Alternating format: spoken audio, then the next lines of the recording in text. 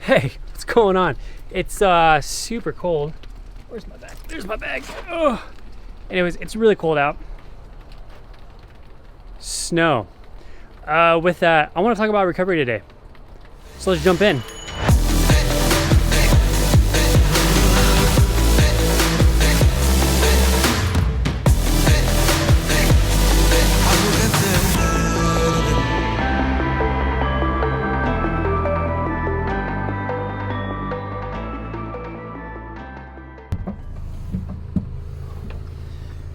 So recovery is one of those things that if you don't nail it, your workouts are gonna be trash.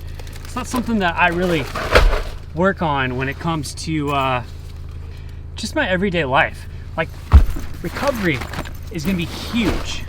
So if you wanna get recovery right, you gotta figure out what works for you. And I'm gonna be honest, one of the biggest things that works for me is eating super clean and super healthy. Like, that's so important. So important. I'm gonna get on the road really quick. Don't want to film while I'm driving, but let's go.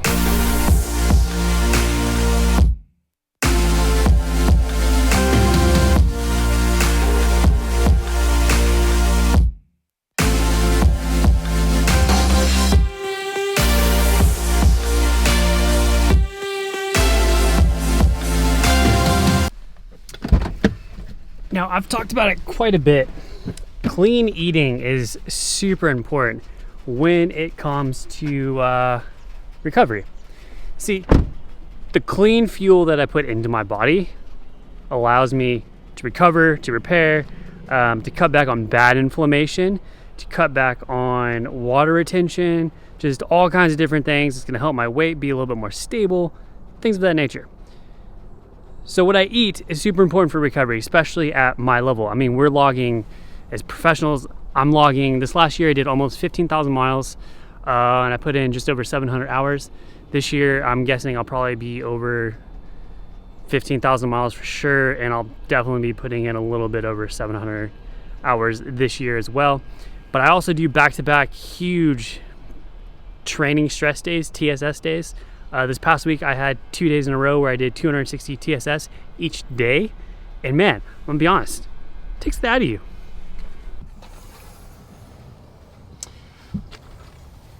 So aside from eating, which honestly is a game changer, the other thing that's huge for recovery is the Whoop.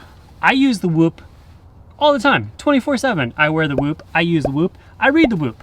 And one thing that's taught me is I can figure out trends in my body based off of what I do. So if I do eat clean, then what happens is I usually see a better HRV reading. I usually see my respiratory rate come down a little bit. As long as I'm carbed up correctly without going overboard, I'll see my resting heart rate stay normalized or even start to drop a little bit. You know, and that's something that's really huge. And on top of that, I can also see how much I sleep. See, based off of how much I sleep will also hinder or aid my recovery. So there's so many things in the works when it comes to recovery. Hey Mom, your favorite son's here. What are you guys doing? Working. Working? What are you working on? I'm editing photos. So my mom steals clothes and then resells them for a profit. That's a good business, right? Yeah. This is a better setup than I have. I don't have all these fancy lights. You can use mine. Okay, I can use yours. Hey. What? Check out your wife's new outfit. Her new outfit? What do you mean? Did you buy that? No. Or are you just trying it on? No, these are Christmas present. What? She stole the sweater. She stole the sweater. I didn't steal it, Mama. Gonna put us in the poorhouse.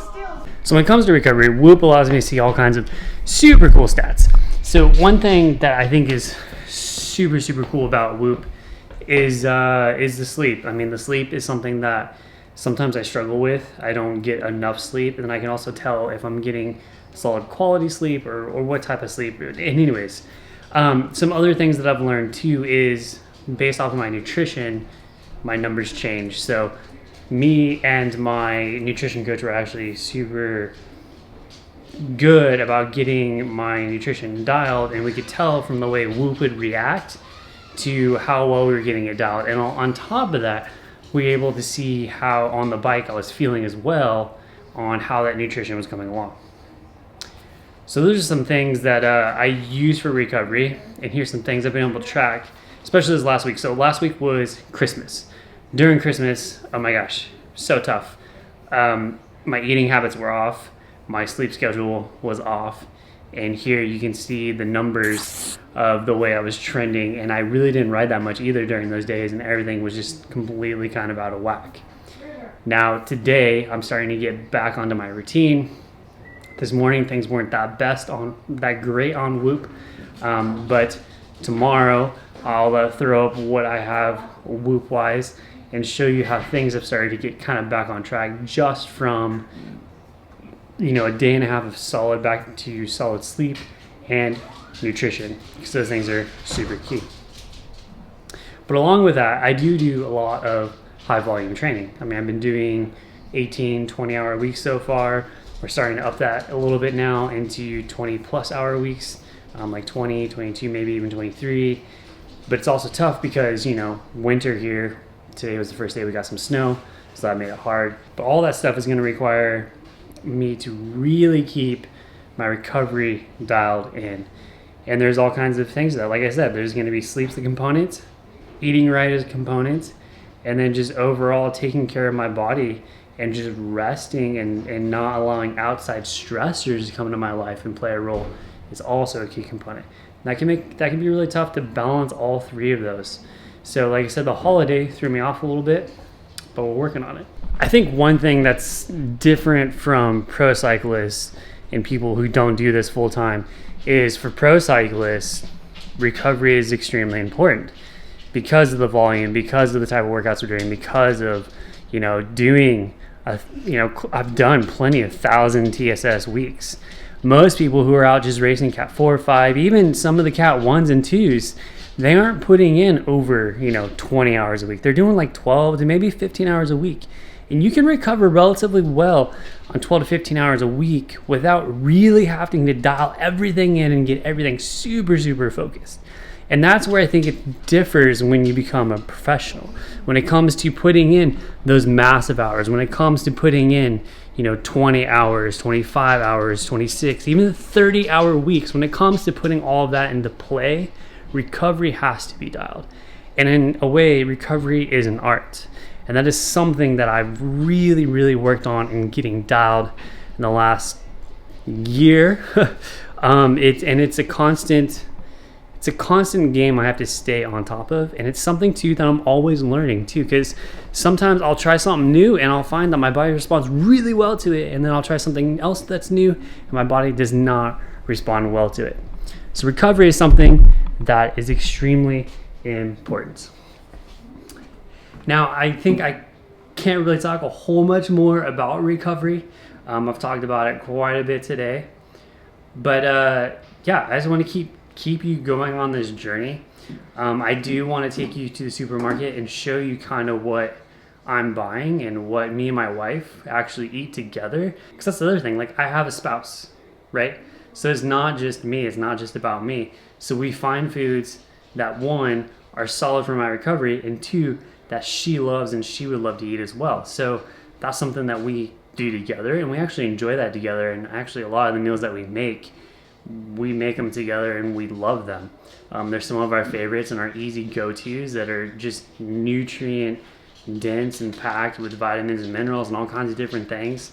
And outside of that, the things that I may eat that she doesn't like, that I find I respond really well with, I'll just eat that on my own, like for lunch or something like that. But we usually always try to do dinner together. So I do want to take you to the store and see how we do shopping and whatnot, and also show a little bit of food prep too, because I think that's super important, watching how easy it is for us to make dinner. Anyways, I hope this kind of gives you a glimpse into like some recovery aspect of what a pro cyclist has to do, not only like on the bike but off the bike, because so many gains are made off the bike as well.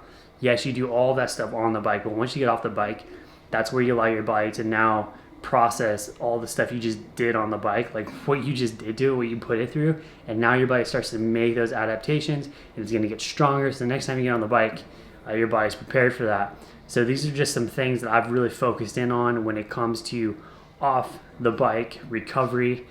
Just focusing on, again, the biggest one is going to be nutrition, I believe. Like, I've had some crappy sleep nights and whatnot, but having solid nutrition has made a huge difference. So just learning, for me, I need 325 plus grams of carbs a day no matter what. I run very well and efficiently on carbs.